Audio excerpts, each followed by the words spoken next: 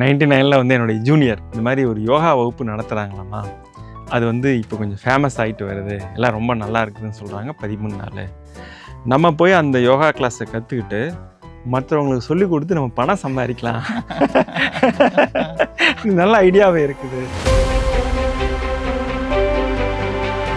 சத்குருவுடைய physical activity, அவருடைய ஸ்கெடியூலை பார்த்தா பிரமிப்பாக இருக்கும். இன்றைக்கி இங்கே, நாளைக்கு அங்கே, காலையில் அங்கே, சாயங்காலம் இங்கே, இப்படி தான் இருக்கும். எனக்கு அந்த ஏஜில் வந்து நான் அதுதான் பார்த்தேன். ஒரு 26, 27 வயசில் வந்து ஃபிசிக்கல் ஆக்டிவிட்டி இவ்வளோ பண்ணுறாரு, இவ்வளோ பேருக்கு இவ்வளோ பண்ணுறாரு. அது என்னை ரொம்ப அட்ராக்ட் பண்ணுச்சு. இப்போ அவர் கூட ட்ராவல் பண்ணணும், அவர் கூட வந்து அதே மாதிரி நம்மளே ஆக்டிவிட்டி நிறையா பண்ணணும், நிறைய பேருக்கு இதெல்லாம் எடுத்துகிட்டு போகலாம். அன்றைக்கி எடுத்த அந்த முடிவு வந்து இன்றைக்கு வரைக்கும் எனக்கு ரொம்ப சந்தோஷமாக இருக்குது. இப்படி ஒரு முடிவு நம்ம எடுத்துமே அப்படின்னு. ஒரு க்ஷணம் கூட இந்த மாதிரி ஒரு முடிவு எடுத்துட்டோம், சத்குருவோட இருக்கணும், இல்லை பிரம்மச்சாரியாக இருக்கணும், இப்படி ஒரு முடிவு எடுத்துருக்கேன்னு எனக்கு தாட் வந்ததே இல்லை.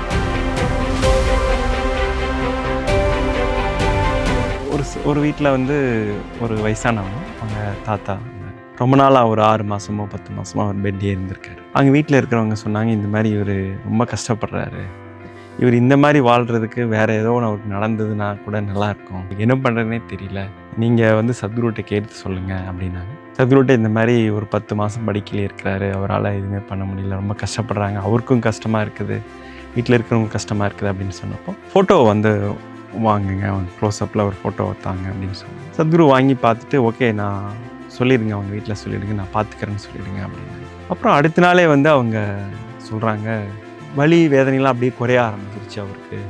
குறைஞ்சு கடைசியில் வந்து ஒரு சாந்தமாக, முகமே சாந்தமாயிடுச்சு, கண்ணில் வந்து அந்த பெயினே இல்லாமல் நாங்கள் 10 மாதம் கழிச்சு இப்போ தான் அவர் பார்ப்போம். நமக்கு தெரியாத விஷயங்கள் வந்து எவ்வளோ இருக்குது. நம்ம இருக்கிற மனிதர் ஒரு சாதாரண மனிதர் இல்லை, அவர் இந்த பிரபஞ்சத்தோட நெட்டு போட்டெல்லாம் தெரிஞ்சவரோடு நம்ம இருக்கிறோம். ஒரு கிளாஸில் வந்து 50 வயசு இருக்கும் அவங்களுக்கு. கடைசி நாளில் வந்து சொன்னாங்க, கிளாஸ் முடிச்சுட்டு இந்த மாதிரி நான் கிளாஸ்க்கு வரும்போது நான் இந்த சூசைட் பண்ணுறதுக்கு மருந்து வாங்கி வச்சுட்டு தான் வந்தேன். ஏன்னா வாழ்க்கையில் அவ்வளோ பிரச்சனைகள், அவ்வளோ துன்பங்கள். இந்த 13 நாள் கிளாஸ் முடித்த பிறகு இப்போ வாழ்க்கையில் எவ்வளோ விஷயங்கள் இருக்குது, நம்ம இப்படி ஒரு தப்பான முடிவு எடுத்துகிட்டேன்னு சொல்லி ரொம்ப அழுதாங்க. எனக்கும் கண்ணில் கண்ணீர் வந்துருச்சு.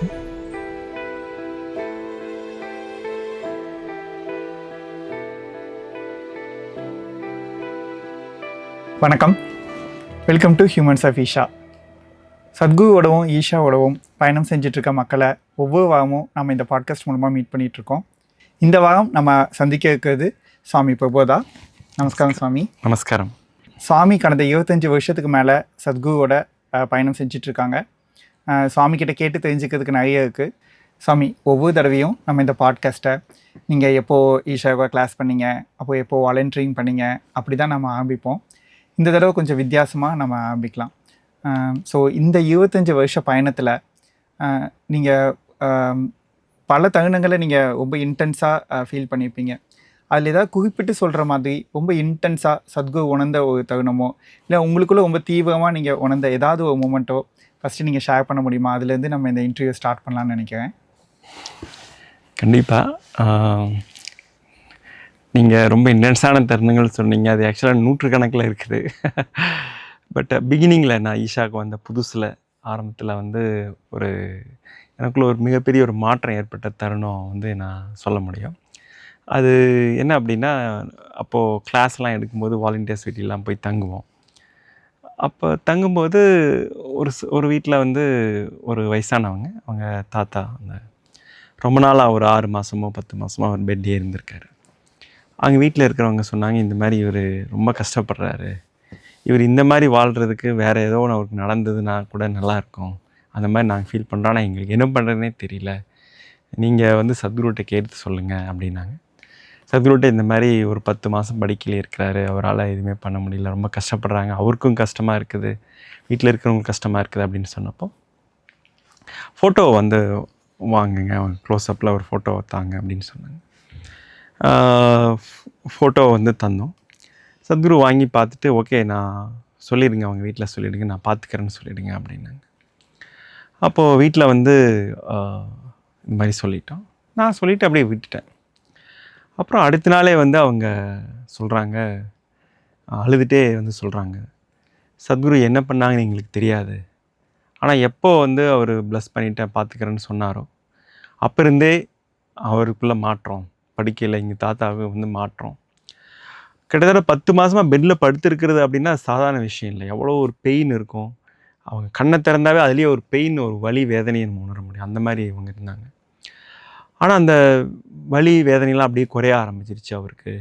குறைஞ்சு கடைசியில் வந்து ஒரு சாந்தமாக, முகமே சாந்தமாயிடுச்சு. கண்ணில் வந்து அந்த பெயினே இல்லாமல் நாங்கள் 10 மாதம் கழித்து இப்போ தான் அவரை பார்த்தோம். அப்படியே வந்து ரொம்ப ஒரு என்ன சொல்கிறதுன்னு தெரியல, அப்படியே ஒரு உடல் உயிர் பிரிஞ்சு போயிடுச்சு அப்படின்னு சொன்னாங்க. அது வந்து அது நம்பவே முடியாமல் எனக்கு இருந்தது. ஏன்னா அவங்க ஒவ்வொருத்தருமே வந்து என்ன பண்ணுறதுனே தெரியல.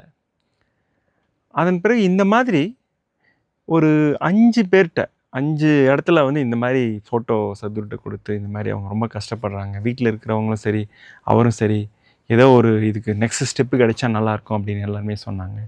அப்படின்னு சொன்னப்போ சத்குரு அவங்க எல்லாத்துக்குமே ப்ளஸ் பண்ணி அவங்களோட இறுதி பயணத்தை ரொம்ப அற்புதமாக, ஆனந்தமாக ஒரு அடுத்த கட்டத்துக்கு எடுத்துகிட்டு போனார். அதை நான் என்னுடைய அனுபவத்தில் என் கண்ணார நான் பார்த்தேன். அப்போ எனக்குள்ளே என்னென்னா, ஒரு லாஜிக்காக நம்ம பார்த்து, ஓகே இந்த மாதிரி பயிற்சி பண்ணால் இப்படி பெனிஃபிட் கிடைக்கும், அந்த மாதிரி பண்ணால் அது நடக்கும், இவ்வளோ தானே அப்படின்னு அந்த மாதிரி எங்கேயோ எனக்குள்ளே இருந்தது எல்லாமே மாறி போய், நமக்கு தெரியாத விஷயங்கள் வந்து எவ்வளோ இருக்குது. நம்ம இருக்கிற மனிதர் ஒரு சாதாரண மனிதர் இல்லை. அவர் இந்த பிரபஞ்சத்தோட நெட்டு போட்டெல்லாம் தெரிஞ்சவரோடு நம்ம இருக்கிறோம். 5 பேர் எப்படி நீங்கள் பண்ண முடியும்? ஏதோ ஒருத்தருக்கு சொல்லலாம், 2 பேர்த்துக்கு சொல்லலாம், இது தற்செயலாக நடந்ததுன்னு சொல்லி 5 பேருக்கு எப்படி நடக்க முடியும்? ஆனால் அதை கண்ணார பார்த்தேன். அது வந்து என் வாழ்க்கையிலேயே ஒரு மறக்க முடியாத ஒரு தருணம். இப்போ பார்த்தா அது காலபைரவ கர்மா அந்த மாதிரிலாம் வச்சு சத்குரு எல்லாருக்குமே அது பண்ணிகிட்ருக்குறாங்க. அது ஒரு இன்டென்ஸான நிகழ்வு. ஆனால் இது ஃபஸ்ட் டைம் நடக்கும்போது உங்களுக்கு ரொம்ப ஷாக்கிங்காக இல்லையா சாமி? இப்போது அந்த ஃபோட்டோ வாங்கி கொடுக்கும்போது நீங்கள் என்ன நடக்கும்னு நினச்சி கொடுத்தீங்க? அது இல்லை, அவங்க சத்குரு, நான் நினச்சேன் சத்குரு வந்து ஏதோ ஒன்று ஒரு சொல்லுவார், ஏதோ ஒரு சொல்யூஷன் சொல்லுவார், ஏதோ ஒன்று பண்ணால். ஆனால் வீட்டில் இருக்கிறவங்க சொல்லுவாங்க, சத்குரு என்ன சொன்னாலும் எங்களுக்கு ஓகே, அவர் எப்படி சொன்னாலும் ஓகே, எங்களுக்கு அதை பற்றி பிரச்சனையே இல்லை, இதெல்லாம் நல்லா போகணும்னு நாங்களும் கேட்கல, ஏன்னா இது நல்லாகாதுன்னு எங்களுக்கு தெரியும். எந்த டாக்டராலையும் முடியாமல் கை விட்டுட்டாங்க. ஆனால் 10 மாதம் பெட்லேயே இருக்கிறார், இந்த மாதிரி ஒரு பிரச்சனை அப்படின்னு சொன்னாங்க. ஆனால் அவங்க சொன்னதுக்கு அப்புறம் தான் எனக்கு தெரிஞ்சது, இந்த மாதிரி ஒரு பெரிய ஒரு விஷயம் பண்ணியிருக்கிறாங்க. ஒரு உயிரை கையாளுறது, அந்த உயிரை அடுத்த நிலைக்கு எடுத்துகிட்டு போகிறது, அந்த உயிரை அடுத்த நிலைக்கு பயணத்தை வந்து தொட வைக்கிறதெல்லாம் இவர் பண்ணுறாருன்னா, இதை பற்றி எனக்கு என்னன்னே தெரியாது நமக்கு. ஆனால் அவர் சாதாரணமாக பண்ணுறாங்க. ரொம்ப பிரமிப்பாக இருக்குது சாமி. உங்களை பற்றி சொல்லுங்கள் சாமி. நீங்கள் உங்கள் எந்த ஊர், நீங்கள் எப்போ கிளாஸ் பண்ணீங்க, அதெல்லாம் சொல்லுங்கள் சாமி. என்னுடைய பேர் சுவாமி பிரபோதா. நான் 1999 வருடம் இந்த வகுப்பு ஃபஸ்ட்டு பண்ணினேன். பண்ணிவிட்டு அதன் பிறகு ஒரு 2 வருஷம் கழித்து பாவஸ்பந்தனா நிகழ்ச்சி பண்ணினேன். எந்த ஊரில் இந்த கிளாஸ்? கோயம்புத்தூரில் தான் பண்ணினேன். கோயம்புத்தூரில் டாடாபேட் சென்டரில் தான் பண்ணேன். அதன் பிறகு படிப்படியாக மற்ற நிகழ்ச்சிகள்லாம் உயர்நிலை வகுப்புகளில் நான் கலந்துக்கிட்டேன். அப்புறம் சமயமாகவும் பண்ணினேன். அப்போவே ஒரு 2-3 வருஷத்துலேயே சமயமாகவும் நிகழ்ச்சியும் பண்ணிட்டேன். 99 கிளாஸ் பண்ணிவிட்டு அதுக்கப்புறம் ஒரு 2000 ஆசிரமத்துக்கு கொஞ்சம் அப்போவோ போக ஆரம்பித்தேன். போகிறது வர்றது, வெளிநாடும் போயிட்டு வந்த இடையில வேலைக்கு அந்த மாதிரிலாம். 2002 எண்டுலேருந்து ஃபுல்லாக அங்கேயே இருக்க ஆரம்பிச்சிட்டேன், ஆசிரமத்திலே இருக்க ஆரம்பிச்சிட்டேன். இது வரைக்கும் கிட்டத்தட்ட ஒரு 25 வருஷமாக ஆசிரமத்தோட சத்குருவோட நெருங்கிய தொடர்பில் அங்கேயே இருந்து செயல் செஞ்சிட்ருக்கேன். சாமி, இந்த கிளாஸ் ஃபஸ்ட்டு எப்படி போகணும்னு நினச்சிங்க? உங்களுக்கு எதனால், எந்த ரீசனுக்காக கிளாஸ் ஜாயின் பண்ணீங்க? ஓகே, 99 வந்து என்னுடைய ஜூனியர், காலேஜ் ஜூனியர், அவர் வந்து இந்த மாதிரி ஒரு யோகா வகுப்பு நடத்துகிறாங்களாம்மா, அது வந்து இப்போ கொஞ்சம் ஃபேமஸ் ஆகிட்டு வருது, எல்லாம் ரொம்ப நல்லா இருக்குதுன்னு சொல்கிறாங்க, 13 நாள் நம்ம போய் அந்த யோகா கிளாஸை கற்றுக்கிட்டு மற்றவங்களுக்கு சொல்லி கொடுத்து நம்ம பணம் சம்பாதிக்கலாம் அப்படி தான் அவர் என்கிட்ட சொன்னார். அப்படி தான் அவர் ஜூனியர், இது நல்ல ஐடியாவே இருக்குது அப்படின்னு. அப்புறம் எனக்கு கொஞ்சம் காலேஜில் படிக்கும்போது கொஞ்சம் அசிடிட்டி வந்துடுச்சு. அங்கே உங்களுக்கு தெரியும், கொஞ்சம் காரம் சாப்பிட்டு அசிடிட்டி வந்துடுச்சு. சரி, அதுக்கும் சரியாயிடுமா அப்படின்லாம் கேட்டுட்டு 2 in 1 நம்ம அப்படின்ட்டு அங்கே போய் சேரலாம் அப்படின்னு நாங்கள் போனோம். அங்கே ரிஜிஸ்ட்ரேஷன் பண்ணுறதுக்கு போனோம். சுவாமி நிராகாரா இருந்தாங்க. அப்போ போனோடனே நாங்கள் கேட்டேன், நீங்கள் கிளாஸ் நாங்கள் கலந்துக்கணும், சர்டிஃபிகேட் தருவீங்களா அப்படின்னு கேட்டோம். அவர் சிரித்தார், அதெல்லாம் தரமாட்டோம் அப்படின்னாரு. சரி, நாங்கள் வந்து இந்த மாதிரி மற்றவங்களுக்கு சொல்லி கொடுத்து அதில் ஒரு ஏர்னிங் பண்ணலான்னு நாங்கள் இருக்கிறோம். நீங்கள் அதை ஃபஸ்ட்டே கேட்டுட்டீங்க? ஃபஸ்ட்டே கேட்டோம். போன உடனே சின்ன பசங்க அப்படியே போய் பண்ணலான் இருக்கோம், நீங்கள் அந்த மாதிரி எங்களுக்கு ட்ரைனிங் தருவீங்களா, அப்புறம் எனக்கு அசிடிட்டியெல்லாம் இருக்குது அதெல்லாம் சரி பண்ணுவீங்களா, இந்த மாதிரி நிறைய கேள்வி கேட்டோம்.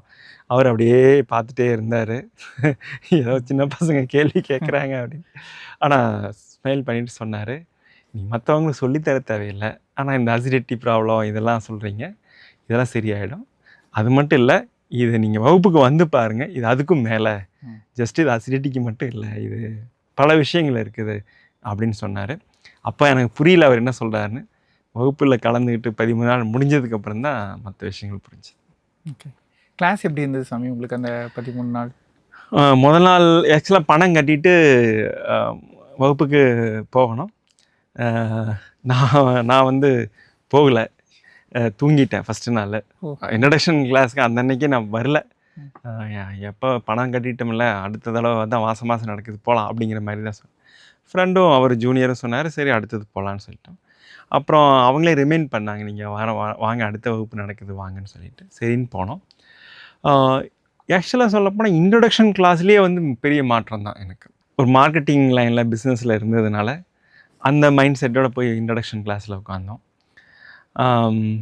இன்ட்ரடக்ஷன் கிளாஸ் வந்து 3 மணி நேரம் நடந்தது. வந்து ஷேரிங்லாம் பண்ணினாங்க. அந்த இன்ட்ரடக்ஷன் கிளாஸில் சத்குரு சொன்ன சில எக்ஸாம்பிள்ஸு, சில உதாரணங்கள், விளக்கமாக சொன்னது, அதெல்லாம் கேட்கும்போது அந்த 3 மணி நேரம் முடிஞ்சோடனே மனதுக்கு வந்து ரொம்ப ஒரு இதமாக இருந்தது. அந்த மார்க்கெட்டிங் மைண்ட்லேருந்து இது ரொம்ப வித்தியாசமாக இருக்குதே, இது ரொம்ப நல்லா இருக்குது, இந்த கிளாஸை நம்ம மிஸ் பண்ணக்கூடாது, வந்துடணும் அப்படின்னு சொல்லிட்டு முதல் நாளே என்னால் கண்டிப்பாக சொல்ல முடியும். நல்ல ஒரு அன்றைக்கி நைட்டு ரொம்ப நல்லா இருந்தது.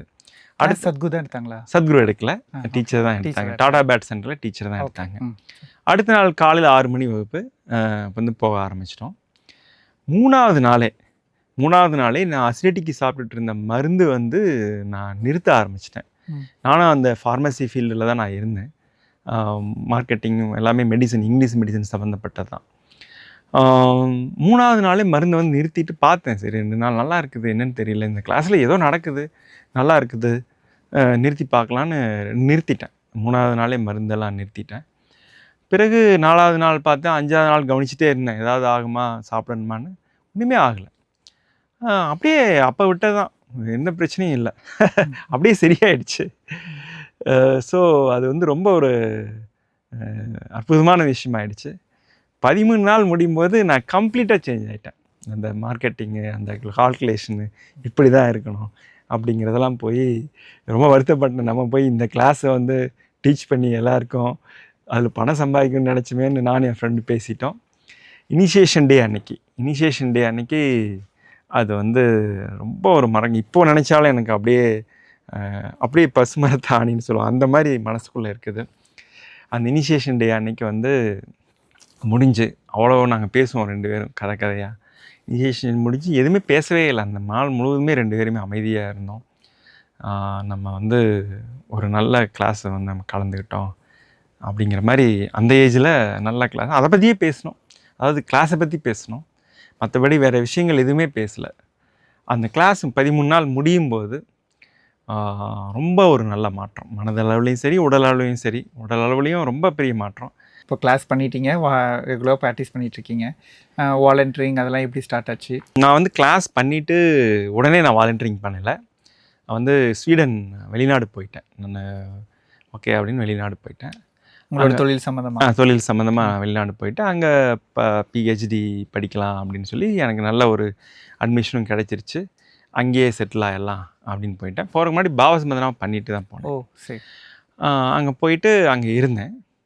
அப்படி இருக்கும்போது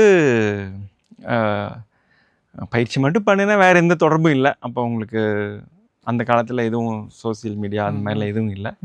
அது மட்டும் பண்ணிவிட்டு நான் நினச்சிக்குவேன், டெய்லியும் வந்து இந்த பயிற்சியை பற்றி வந்து நினச்சிக்குவேன்.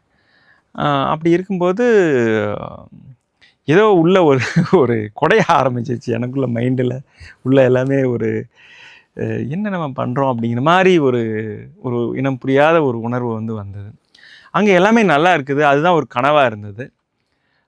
வந்து பார்த்திங்கன்னா என்னுடைய வாழ்க்கையின் லட்சியம் வந்து ஒரு மல்டி மில்லியனர் ஆகணும் அப்படின்னு தான். என்னுடைய ரூமில் வந்து இந்த BMW, பென்ஸ் காரு, அப்புறம் பெரிய பெரிய அப்பார்ட்மெண்ட்டு ஒரு 25 ஃப்ளோர்ஸ் இருக்கிற மாதிரி மும்பையில் அப்போல்லாம் அது அந்த மாதிரி ரொம்ப சென்னையிலலாம் பண்ணுவாங்க. அந்த மாதிரி ஒரு 10 இந்த மாதிரி 10 அப்பார்ட்மெண்ட் நான் கட்டணும் அப்படின்லாம் சொல்லி அந்த மாதிரியே தான் இருக்கும் யோசனை. அப்படி தான் நான் இருந்தேன்.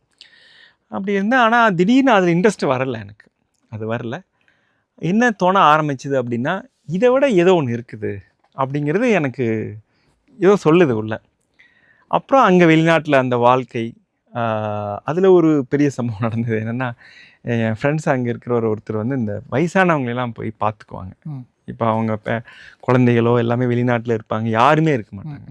சில நேரம் வந்து அப்படியே இறந்து அப்படியே இருப்பாங்க, பெட்லேயோ சேர்லேயோ உட்காந்துருப்பாங்க, இறந்து கூட அந்த மாதிரிலாம் இருக்கும். அதனால் கவர்மெண்ட் வந்து கேர்டேக்கர் வச்சுருக்காங்க. டெய்லியும் போய் பார்த்துட்டு கொஞ்சம் நேரம் அவங்களோட இருந்துட்டு வரணும். ஸோ என் ஃப்ரெண்டு அந்த ஒர்க்கில் இருந்தார், நான் அவர் கூட போவேன். அப்படி போகும்போது இவங்க டெய்லியும் ஒரு 20 நிமிஷம் தான் இருப்பாங்க ஒரு வீட்டில். இந்த 20 நிமிஷத்துக்காக அவங்க வெயிட் பண்ணிகிட்ருக்குறாங்க நாள் முழுவதும், எப்போ வருவாங்கன்னு. அப்புறம் 20 நிமிஷம் பேசிட்டு ரொம்ப 2 பேரை பார்த்தே அவங்க சந்தோஷம். எங்கிட்ட நீ எந்த ஒரு என்ன எல்லாமே பேசுவாங்க. பேசிட்டு கிளம்பும்போது விடவே மாட்டாங்க. இல்லை நீங்கள் இன்னும் ஒரு மணி நேரம் இருந்துட்டு போகலாமே அப்படின்னு சொல்லி. அந்த மாதிரி 2 நாள் போய் பார்த்தா அப்போ எனக்கு புரிஞ்சது ஒரு தனிமையை வந்து எவ்வளோ ஒரு கொடுமையான விஷயம். எனக்கு சத்குரு வந்து இந்த வகுப்பில் தனிமையை பற்றி, அன்பை பற்றி ரொம்ப அழகாக எக்ஸ்பிளைன் பண்ணியிருப்பாங்க. அதெல்லாம் வந்து நல்லா புரிஞ்சுது. ஓ, நம்ம வந்து எதை நோக்கி போகிறோம், இதை தான் நோக்கி போகிறோமா, இங்கே செட்டில் ஆகணும்னு வேறு இருக்கிறேனே, இந்த மாதிரி இது வந்து இல்லை, இது வேறு ஏதோ ஒன்று இருக்குதுன்னு அப்போ எனக்குள்ளே ஒரு யோசனை பண்ண ஆரம்பிச்சிட்டேன். அப்போவே அந்த காரு ஸ்டிக்கர் அதெல்லாம் எடுத்துட்டேன். அதெல்லாம் வேண்டான்னு சொல்லி எடுத்துகிட்டு ஒரு 1 இயரில் மறுபடியும் வந்து வந்துட்டேன். அதிக நாள் அங்கே இல்லை, மறுபடியும் இங்கே ஈஷா மையம் வந்துட்டு அப்போ சொன்னாங்க, என்னப்பா போகிறேன்ட்டு போனேன் அப்படின்னாங்க. மறுபடியும் போகிறேன்னாங்க. இல்லை நான் இங்கேயே வந்துட்டேன்னு சொன்னேன். அப்புறம் அப்படியே வாலண்டரிங் வந்து ஸ்டார்ட் ஆச்சு. என்ன பண்ணுறதுன்னு தெரியல. சத்குருட்டே கேட்டலாம் அப்படின்னு கேட்டப்போ சத்குரு வந்து நீங்கள் டீச்சர் ட்ரைனிங் பண்ணுங்கள் அப்படின்னு வந்து சொன்னாங்க. அப்புறம் டீச்சர் ட்ரைனிங் வந்து ஆரம்பிச்சது. அப்போ இது வரைக்கும் அந்த மாதிரி வகுப்புகள் அதில் தான் போயிட்டுருக்கு. நான் ஆக்சுவலாக இது கேள்வியாக வச்சுருந்தேன். ஏன்னா யோகா கிளாஸ் பண்ணோம், உங்களுக்கு ஃபிசிக்கலாக ஒரு பெனிஃபிட்ஸ் கிடச்சிது, ஏதோ வாலண்டரிங் பண்ணீங்க அப்படின்னு. பட் ஆனால் எந்த பாயிண்ட் ஆஃப் டைமில் நீங்கள் இந்த ஃபுல் டைமாக வாங்கணும், எது உங்களுக்குள்ளே இந்த தாகத்தை ஏற்படுத்திச்சுன்னு கேட்கணும்னு நினச்சேன். பட் நீங்களே அதுக்கு பதில் சொல்லிட்டீங்க. மெயினாக அதில் வந்து குறிப்பிட்டு சொல்லும்படினா சத்குருவுடைய ஒரு ஃபிசிக்கல் ஆக்டிவிட்டி. எனக்கு அந்த ஏஜில் வந்து நான் அதுதான் பார்த்தேன். ஒரு 26, 27 வயசில் வந்து ஃபிசிக்கல் ஆக்டிவிட்டி இவ்வளோ பண்ணுறாரு, இவ்வளோ பேருக்கு இவ்வளோ பண்ணுறாரு, அது என்னை ரொம்ப அட்ராக்ட் பண்ணிச்சு. அதுக்கப்புறம் நிறையா டைமென்ஷன் அதில் இருந்தது பார்க்க முடிஞ்சது. ஆனால் அவ்வளோ வேலைகள் அவருடைய ஸ்கெடியூலை பார்த்தா பிரமிப்பாக இருக்கும். இன்றைக்கி இங்கே, நாளைக்கு அங்கே, காலையில் அங்கே, சாயங்காலம் இங்கே, இப்படி தான் இருக்கும். அப்போ அவர் கூட ட்ராவல் பண்ணணும், அவர் கூட வந்து அதே மாதிரி நம்மளும் ஆக்டிவிட்டி நிறையா பண்ணணும், நிறைய பேருக்கு இதெல்லாம் எடுத்துகிட்டு போகலாம். அதாவது எடுத்துகிட்டு போகலாங்கிறத விட அப்போ அந்த ஏஜில் வந்து உதவி செய்யலாம், நிறைய பேருக்கு ஹெல்ப் பண்ணலாம் அப்படிங்கிற மாதிரி ஒரு ஃபீலிங்கு. அது ஒரு இன்ஸ்பிரேஷனாக இருந்தது. அவருடைய ஆக்டிவிட்டி வந்து இன்ஸ்பிரேஷனாக இருந்தது. அதுக்கப்புறம் உடல் நலம் நான் பர்சனலாக ஃபீல் பண்ணது. எவ்வளோ பேர் எவ்வளவோ வியாதின்னு இருக்கிறாங்க, என்ன பண்ணுறதுன்னு தெரியாமல் செலவு பண்ணி மருந்துக்கெலாம் ஒன்றுமே அவங்களுக்கெல்லாம் யோகா போனால் எவ்வளோ பெனிஃபிட்டாக இருக்குன்னு ஒரு அந்த ஃபீல்டில் இருந்ததுனால அதுவும் எனக்கு தோணுச்சு. அதுக்கப்புறம் வந்து சத்குரு வந்து நீங்கள் டீச்சர் ட்ரைனிங் பண்ணுங்கள் அப்படின்னு சொன்னப்பவே நான் முழுமையாக வந்து சத்குருவோட தான் இருக்கணும், ஒரு ஃபுல் டைம் தன்னார்வ தொண்டராக இருந்து என்னென்ன பண்ண முடியுமோ பண்ண ஒரு முடிவு எடுத்தேன். அன்றைக்கி எடுத்த அந்த முடிவு வந்து இன்றைக்கு வரைக்கும் எனக்கு ரொம்ப சந்தோஷமாக இருக்குது. இப்படி ஒரு முடிவு நம்ம எடுத்துமே அப்படின்னு. ஒரு க்ஷணம் கூட இந்த மாதிரி ஒரு முடிவு எடுத்துட்டோம், சத்குருவோட இருக்கணும், இல்லை பிரம்மச்சாரியாக இருக்கணும், இப்படி ஒரு முடிவு எடுத்துட்டோமேனு எனக்கு தாட் வந்ததே இல்லை. எப்போவுமே வந்து அது ஒரு ஆனந்தமாக தான் இருக்குது. அப் அண்ட் டவுன்ஸ் இருக்கலாம், ஆனால் இந்த மாதிரி ஒரு முடிவு எடுத்துட்டோன்னு நான் ஒரு க்ஷணம் கூட வந்ததே இல்லை. இன்ஃபேக்ட் சொல்லப்போனால் நம்ம ஒரு நல்ல புத்திசாலித்தனமான முடிவு எடுத்துட்டோம், தெரிஞ்சோ தெரியாமலோ சத்குருவோட எடுக்கணும்னு ஒரு முடிவு எடுத்துட்டேன்னு சொல்லி ரொம்ப சந்தோஷப்படுவேன் இப்போ கூட. அது ஒரு அற்புதமான விஷயம். சுவாமி, சத்குரு எப்போ ஃபஸ்ட் டைம் பார்த்தீங்க? அந்த மூமெண்ட் உங்களால் ரீகால் பண்ண முடியுமா? அந்த கிளாஸ்லாம் முடிஞ்சு ஆசிரமம் வந்து போனோம், சத்குருவை பார்க்கலாம் அப்படின்னு சொல்லிட்டு. ஆனால் முதல் முறை பார்க்க முடியல. அதுக்கப்புறம் அப்போ ஈஷா ஃபெஸ்ட்டு அந்த மாதிரி நிகழ்வுகள்லாம் நடந்தது. நிறையா நிகழ்ச்சி நடக்கும், சின்ன அளவில் நடக்கும், ஆனால் அப்பப்போ ஏதாவது ஒன்று நடக்கும். அந்த ஈஷா ஃபெஸ்ட் நிகழ்ச்சிக்கு வந்து ஒரு 2 நாள் முன்னாடி வாலண்டியரிங் பண்ணிகிட்டு இருக்கும்போது இப்போ சத்குரு வருவாங்கன்னு சொன்னாங்க. இப்போ மாருதி ஜிப்சி அந்த வண்டியில் வந்து அவர் வந்தாங்க. வந்துட்டு ஒரே க்ரௌடாக இருந்தது. நான் வந்து சத்குரு அப்படி இருப்பாங்க, இப்படி இருப்பாங்க, எப்படி வருவாரோ அப்படின்னு ஒரு கற்பனையெல்லாம் பண்ணி வச்சுட்டு அப்படியே நின்றுட்டு இருந்தேன். அந்த வண்டி வந்து நிறுத்திட்டு இறங்கி எல்லாருக்கும் நமஸ்காரம் பண்ணார். இவன் எல்லோரும் யாருன்னு இல்லை, எல்லாருக்கும் போய் நமஸ்காரம் பண்ணிட்டு, என்ன எப்படி இருக்கீங்க, என்ன பண்ணுறீங்க, எப்படி நடக்குது ஈஷா ஃபெஸ்ட்டு அப்படின்லாம் கேட்டார். அப்புறம் நான் அப்படியே பார்த்துட்டே இருந்தேன் அவரை. அவர் வந்து அந்த ஒயிட் கலர் ஒரு ஜிப்பா போட்டுட்டு ஜீன்ஸ் பேண்ட் அந்த மாதிரி வந்தாங்க. பார்த்துட்டு அப்புறம் அவர் அப்படியே போயிட்டார். நான் அந்த பக்கம் வந்து ஒரு மரம் இருந்தது, பெரிய மரம். அந்த மரத்துக்கு முன்னாடி போய் துள்ளி குதித்தேன், ஜம்ப் பண்ணேன், பார்த்துட்டேன் அப்படின்னு சொல்லி.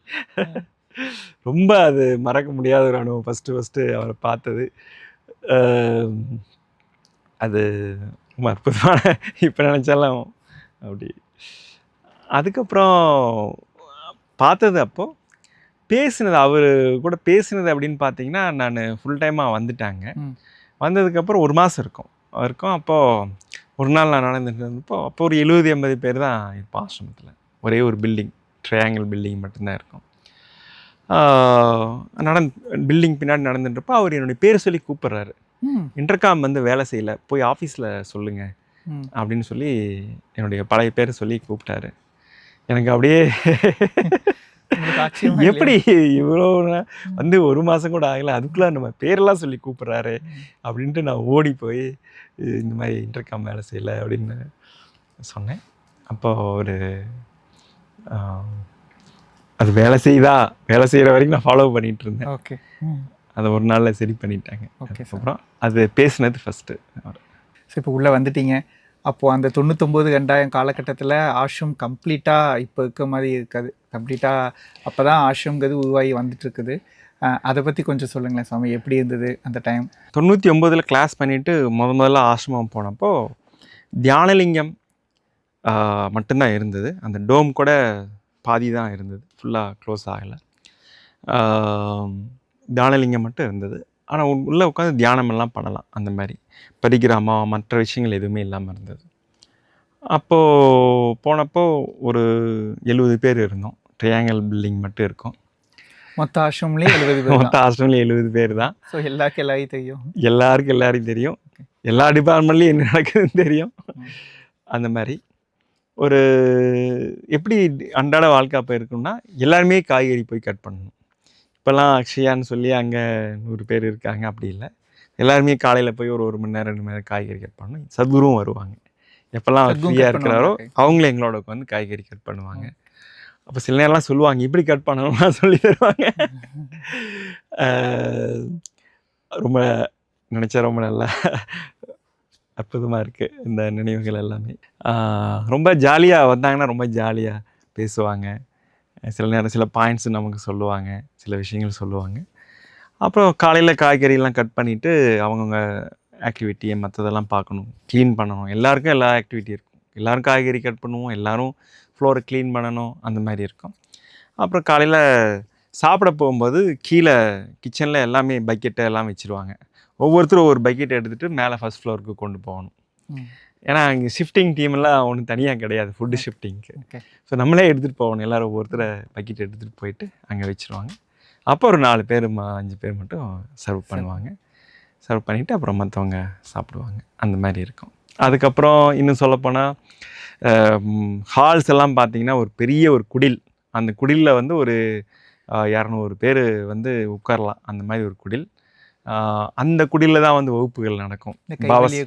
கைவில்லை குடி, அதுக்கு பேர் கைவில்லை குடி. இப்போவும் அதை கைவில்லை குடின்னு சொல்கிறோம். ஆனால் இப்போ பில்டிங் ஆகிடுச்சு. அது 2007 வரைக்கும் இருந்தது. அதுக்கப்புறம் நம்ம பில்டிங் பண்ணிட்டோம். ஸோ அந்த கைவில்லை குடியில் பாவஸ் பந்தனா, சம்மைமா எல்லா வகுப்பும் அங்கே நடக்கும். எனக்கு பாவஸ் பந்தனா நடந்தது அந்த கைவில்லை குடியில் தான் நடந்தது. சத்குரு கண்டக்ட் பண்ணாங்க. அப்போது அந்த ஒரு குடில் வந்து பெருசாக இருக்கும். 14 ஏக்கர் இருந்தது அப்போ நமக்கு. தியானலிங்கம், ஒரு ட்ரையாங்கல் பில்டிங், அதில் ஒரு 70-80 பேர், கைவில்லை குடியில் ப்ரோக்ராம் வந்து நடக்கும். அப்போது அந்த குடியில் ஒரு ஹால் தான் இருக்கும். இப்போ நமக்கு நிறையா ரூம்ஸ் எல்லாம் இருக்குது. அந்த கைவில்லை குடியில் ஒரு ஹால் தான் இருக்கும். ஸோ நீங்கள் ட்ரையாங்கிள் பிளாக்லேயே காய்கறிலாம் கட் பண்ணணும், அங்கேயே காய்கறிலாம் மிக்ஸ் பண்ணணும். அங்கேருந்து சத்தம் போடாமல் எடுத்துகிட்டு வந்து வெளியில் வச்சுக்குவோம். எப்போ பிரேக்குன்னு சொல்கிறாங்களோ அப்போ சர்விங் வந்து பண்ணுவோம். சர்விங் வந்து வெளியிலே நடக்கும், கிரவுண்டில், ஓப்பன் கிரவுண்டில் தான். அதான் டைனிங் ஹால், ஓப்பன் கிரவுண்டு தான் ப்ரோக்ராமுக்கு டைனிங் ஹால். அங்கேயே வந்து சர்விங் எல்லாம் வந்து நடக்கும், அங்கேயே கேம்ஸ் நடக்கும். பாவாஸ் பந்தனா கேம்ஸில் வந்து சத்குருவே விளையாடுவாங்க. இப்போ எப்படி ஃப்ரிஸ்பி வீசுகிறாரோ அதே மாதிரி தான் அப்போ இப்போ வீசுவார். ரொம்ப இன்டென்ஸாக கேம்ஸ் எல்லாம் நடக்கும் அங்கே. இந்த 14 ஏக்கர்லேயே எல்லா நிகழ்ச்சி, Mahashivratri, Isha fest, volunteers meeting, பாவாஸ் பந்தனா, சம்மேமா, எல்லாமே அங்கே எல்லா ஆசிரமவாசிகளுக்கான மீட்டிங் எல்லாமே அங்கேயே நடந்துடும். ஸோ இப்போ நீங்கள் வந்து நீங்கள் உள்ளே வந்தோடனே எந்த ஆக்டிவிட்டி எடுத்தீங்க சாமி? ஈஷா யோகாவுக்கு ட்ரெயின் ஆக ஆரம்பிச்சிங்களா? சகஜசித்தி யோகா ஃபஸ்ட்டு வந்தப்போ வாலண்டியரிங் சகஜஸ்திதி யோகா, அப்போது 13 நாள் வகுப்பு. அப்போ வந்தப்போ ஃபஸ்ட்டு கொஞ்ச நாள் வந்து நீங்கள் டெம்பிளில் வந்து வாலண்டியரிங் பண்ணுங்க அப்படின்னு சொன்னாங்க. அப்போது டெம்பிளில் வந்து அப்போ முடிஞ்சிருச்சு. 2000 வந்து டெம்பிள்லாம் தியானலிங்கம் உலகத்துக்கு அர்ப்பணிக்கப்பட்டது 99லேயே. 2000 மக்களெல்லாம் வர ஆரம்பிச்சிட்டாங்க. அந்த டைமில் 2001 வந்து வாலண்டியரிங் பண்ணும்போது டெம்பிளில் போய் நின்று எல்லாம் ரிசீவ் பண்ணணும். அப்போ க்ரௌடு கொஞ்சம் தான் வரும். அப்படி இன்னும் பார்த்துட்டே இருப்போம். ஒரு 10 நிமிஷத்துக்கு ஒருத்தர் 2 பேர் வருவாங்க, இல்லை அரை மணி நேரத்துக்கு ஒருத்தர் 2 பேர் வருவாங்க. அப்படியே பார்த்துட்டே இருப்போம். அவங்க வந்தாங்கன்னா அங்கே வந்தோடனே அவங்கள ரிசீவ் பண்ணி இந்த கோயிலை பற்றியெல்லாம் எக்ஸ்பிளைன் பண்ணி அவங்கள உள்ளே கூட்டிகிட்டு போய் உட்கார வச்சு ஒவ்வொருத்தருக்கும் எக்ஸ்பிளைன் ஆமாம், டைம் தான் நிறைய இருக்குது உங்களுக்கு. அதனால் அவங்களெல்லாம் எக்ஸ்பிளைன் பண்ணி கூட்டிகிட்டு போய் உள்ளே உட்கார வச்சு பண்ணுவோம். அந்த மாதிரி ஆக்டிவிட்டி பண்ணிகிட்டு இருந்தேன். அப்புறம் சத்குரு வந்து கொஞ்ச நாள் கழித்து இந்த மாதிரி நீங்கள் டீச்சர் ட்ரைனிங் பண்ணுங்கள் அப்படின்னு வந்து சொன்னாங்க. லெட்டர் எழுதியிருந்தேன் சத்குருக்கு, டீச்சர் ட்ரைனிங் பண்ணணும்னு சொன்னாங்க. அப்போது அந்த கோஆர்டினேட்டர்ஸ் எல்லாமே ட்ரைனிங் ஆரம்பித்தாங்க. ஃபஸ்ட்டு வந்து கொஞ்ச நாளில் டெம்பிள் வாலண்டியரிங் அந்த மாதிரி நடந்தது. அதுக்கப்புறம் ட்ரைனிங் ஆரம்பித்தாச்சு. அப்போ வந்து பார்த்திங்கன்னா ட்ரைனிங் எல்லாமே 2 வருஷம் 3 வருஷம் இருக்கும். ஏன்னா அப்போ ஒரே ஒரு ட்ரைனிங் தான், சகஜஸ்திதி யோகான்னு சொல்லிட்டு. சன் ட்ரைனிங், மூன் ட்ரைனிங்னு அப்புறம் கொஞ்சம் நாள் கழித்து ஆரம்பித்தாங்க. சன் ட்ரைனிங்னா த்ரூ அவுட் த இயர் இருக்கும். மூன் ட்ரைனிங்னா ஒரு 40 நாள் 50 நாள் மட்டும் வந்து பண்ணிட்டு போகிற மாதிரி கூட அதை பற்றி சொல்லியிருந்தாங்க. அப்போ அந்த அவங்க தான் இப்போ இன்வால்வ் ஆகியிருந்தாங்க. அப்போ நான் சன் ட்ரைனிங்கில் வந்து ஃபுல் டைமாக வந்து எடுத்துட்டோம். அதில் எப்படி இருந்தது உங்களோட ட்ரைனிங்? அப்போ ட்ரைனிங்லாம் வந்து பார்த்திங்கன்னா சத்குரு வந்து வருவாங்க, சில நாள் வந்து வருவாங்க. அவர் வந்து உட்கார்ந்தாருன்னா காலையில் வந்து ஒரு 10-10:30 மணிக்கு உட்கார்ந்தாருன்னா சாயங்காலம் வரைக்கும் அந்த இடத்த விட்டு எந்திரிக்கவே மாட்டாங்க. ட்ரைனிங் நடந்துக்கிட்டே இருக்கும், கண்டினியூஸாக வந்து ட்ரைனிங் நடந்துக்கிட்டே இருக்கும், டிஸ்கஷன் நடந்துகிட்டே இருக்கும். 5-6 மணி வரைக்கும் கூட உட்காந்துருப்பார். சில நாள் 8 மணிக்கு வரைக்கும்லாம் கூட உட்காந்துருக்கிறார் கண்டினியூஸாக. நோ டாய்லெட் பிரேக், அந்த இடத்த விட்டு எந்திரிச்சு போக மாட்டார், அப்படியே உட்காந்துருப்பார். எங்களுக்கெல்லாம் ஒரு 3-4 மணி நேரத்துக்கு ஒரு முறை பிரேக். நமக்கும் 4 மணி நேரத்துக்கு ஒரு முறை தான் பிரேக். 2 மணி நேரம் இல்லை, 3 மணி நேரம் 4 மணி நேரம். நீங்கள் 3.5 மணி நேரம் கிளாஸ் இருக்குது. அப்போ 3.25 மணி நேரம் 3.5 மணி நேரம் கிளாஸ் இருக்கும். 3 மணி நேரம் இருந்தது, நிறையா ஸ்ட்ரக்சர் இருந்தது. ஸோ நீங்கள் ஒரு 3.25 மணி நேரம் நீங்கள் கிளாஸ் கண்டக்ட் பண்ணோம்னா நீங்கள் ட்ரைனிங்லேயும் உங்களுக்கு பிரேக். ஓகே, அப்போவே அது ப்ராக்டிஸ் ஆகிடுச்சு. 4 மணி நேரம் இருக்கும். அப்புறம் ஓகே 4 மணி நேரம் கழித்து நாங்கள்லாம் போவோம். ஆனால் சத்குரு அப்படியே உட்காந்துட்டே இருப்பார். ஜூஸ், அது சில நேரம்லாம் வந்து வெறும் தண்ணீர் மட்டும் குடிச்சிட்டு அப்படியே அதே இடத்துல உட்காந்துருப்பாங்க. ஓகே சாமி. ஸோ அதுக்கப்புறம் எப்போ ட்ரைனிங் முடிச்சு கிளாஸஸ் எடுக்க ஆரம்பிச்சிங்களா? அந்த ட்ரைனிங் வந்து ஒரு 1.5-2 வருஷம் அப்ராக்சிமேட்டாக இருந்தது. ஏன்னா இடையில வந்து கொஞ்சம் அப்சர்வேஷனுக்கு போகணும், கிளாஸஸ்க்கெல்லாம் போவோம் வருவோம். அந்த மாதிரி தொடர்ச்சியாக வந்து ட்ரைனிங் நடந்துகிட்டே இருக்கும். ஒரு 2 வருஷம் ட்ரெயின் முடிஞ்சால் தான் நீங்கள் கிளாஸ் கண்டக்ட் பண்ண முடியும், இல்லை 1.5 வருஷம் அந்த மாதிரி இருக்கும் மினிமம். அப்படி போயிட்டுருக்கும். அந்த ட்ரைனிங்கில் வந்து நான் என்ன கவனித்தேன் அப்படின்னா, இது ட்ரைனிங்னால் ஏதோ ஒன்று நம்ம formal training, corporate training, marketing training அந்த மாதிரி இல்லை. எனக்குள்ளே இருக்கிறத எல்லாத்தையுமே நான் முதல்ல க்ளீன் பண்ணணும், மைண்டில் இருக்கிறது எல்லாமே முக்கியமாக. ஏன்னா ட்ரைனிங்கை பொறுத்த வரைக்கும் நீங்கள் ஒரு வார்த்தை கூட சொந்த வார்த்தை சொல்லக்கூடாது, நம்ம வார்த்தையை சொல்லக்கூடாது. ஏன்னா பொருளே மாறி போயிடும். சத்குரு என்ன சொல்கிறாங்களோ அதை அப்படியே டெலிவரி பண்ணுறது தான் ட்ரைனிங்கோட நோக்கம். சொல்லப்போனால் ஒரு டேப் ரெக்கார்டர், அவ்வளோதான். உயிருள்ள ஒரு டேப் ரெக்கார்டராக தான் நம்ம இருக்கணும். கொஞ்சம் சேர்த்தி சொல்லலாம், கொஞ்சம் அப்படி மாற்றி சொல்லலாம், இந்த எக்ஸாம்பிள் சொல்லலாம், அப்படிலாம் கிடையாது. சத்குரு என்ன சொன்னாங்க அதை அப்படியே வந்து சொல்லணும். ஸோ அப்போ வந்து நீங்கள் உள்ளே இருக்கிறத எடுத்தாதானே அப்படி சொல்ல முடியும். இது எடுத்தால் தான் இன்னொன்று உள்ளே இருக்கிறதெல்லாம் என்னுடைய ஓன் சொந்த கதை எல்லாத்தையும் எடுத்துட்டு அப்போ தான் நீங்கள் சொல்ல முடியும். அதுக்கு தான் அவ்வளோ நாள் ஆகுது. அந்த 1.5 வருஷம் 2 வருஷம் எதுக்குன்னா, நீங்கள் கம்ப்ளீட்டாக உள்ளே இருக்கிறத எடுத்தீங்கன்னா தான் அவர் கொஞ்சம் எம்டி ஆயிடணும்ல, அப்போ தான் அவர் டெலிவரி பண்ண முடியும். அந்த மாதிரி ட்ரைனிங் வந்து நடந்தது. அந்த ட்ரைனிங் நடந்து முடிஞ்சதுக்கப்புறம் அப்பப்போ அப்சர்வேஷன் போவோம். ஃபஸ்ட்டு அப்சர்வேஷன் வந்து எனக்கு உடுமலைப்பேட்டையில் வகுப்பில் வந்து நடந்தது. ஆர்கனைசிங் டேக்லாம் போடணும், டெய்லி கிளாஸை செட் பண்ணணும். காலையில் ஒரு மணி நேரம் முன்னாடி போய் கிளாஸில் செட் பண்ணிவிடுவோம். செட் பண்ணிவிட்டு டேகெல்லாம் போட்டு அவங்க ஒரு 1/2 மணி நேரம் முன்னாடி பார்ட்டிசிபெண்ட்ஸ் வருவாங்க. அவங்கள வரவேற்கிறது, அவங்கள கைட் பண்ணுறது, இந்த மாதிரி இருக்கும் காலையில். அதுக்கப்புறம் 3 கிளாஸ் நடக்கும். காலையில் 6 to 9, அப்புறம் 10 to 1, ஈவினிங் 6 to 9 இந்த மாதிரி நடக்கும். ஃபஸ்ட்டு கிளாஸ் உடுமலைப்பேட்டையில் வந்து ஆர்கனைசிங் வந்து பண்ணோம். நாமா குருதாசி எல்லாம் போயிருந்தோம். அதுக்கப்புறம் 2வது இது மாதிரி நடந்தது. தனியாக நானே வந்து இந்த ட்ரைனிங்லாம் முடிஞ்சு தனியாக நான் கிளாஸ் எடுக்கிறது அப்படின்னு வந்து பார்த்தா, அப்போது கடலூரில் அந்த மாதிரி ஃபஸ்ட்டு கிளாஸ் எடுக்கிற வாய்ப்பு கிடச்சிது. ஒரு 90 பேர் பக்கம் இருந்தாங்க. அதிலேருந்து ஒரு சிலர் இப்போ முழு நேர தன்னார்வ தொண்டர்களாக கூட இருக்கிறாங்க ஆசிரமத்தில். ஸோ அந்த மாதிரி கடலூரில் ஃபஸ்ட் கிளாஸ் வந்து நடந்தது. எப்படி இருந்தது சாமி? அந்த நீங்கள் ஒரு பார்ட்டிசிபெண்ட்டாக கலந்துக்கிட்டு இப்போ அங்கே போய் நின்று டெலிவர் பண்ணும்போது அது எப்படி இருந்தது அந்த அனுபவம்? அதாவது எப்போ சத்குருவோட நம்ம வந்துட்டோமோ, சத்குருவோட சேர்ந்து பயணம் செய்யலாம் அப்படின்னு நம்ம வந்துட்டோமோ, ஒவ்வொரு நாளும் உங்களுக்கு ஒவ்வொரு அனுபவம் வந்து கிடைக்கும். நீங்கள் கொஞ்சம் திறந்த நிலையில் இருந்தீங்க அப்படின்னா, மனம் திறந்து ஒவ்வொரு நாளும் ஒவ்வொரு அனுபவம் கிடைக்கும். டெய்லி ஜேர்னியாக தான் இருக்கும். ஸோ அப்படி பார்க்கும்போது முதல்ல வந்து அந்த ஒயிட் ட்ரெஸ்ஸை போட்டுட்டு ஒரு ஈஷா அங்கே ஆசிரியர்னு சொல்லி ஒயிட் ட்ரெஸ்ஸை போட்டுட்டு போய் அங்கே அந்த டேகு போடுறதே அவ்வளோ அற்புதமாக இருந்தது. டேகே 6 மாதம் போடணும், அந்த மாதிரி போட்டுகிட்டே இருப்போம். அதுலேயும் ரொம்ப கற்றுக்காரு. ரொம்ப ஒரு இன்வால்மெண்ட்டோடு இருக்கும். நீங்கள் வந்து டேகை இப்படி போடணும், சின்ன வேலை. சத்குரு சொல்லுவாங்க, நீங்கள் என்ன செயல் செய்கிறீங்க அப்படிங்கிறது முக்கியம் இல்லை, அதில் எவ்வளோ இன்வால்மெண்ட்டோடு இருக்கிறீங்க.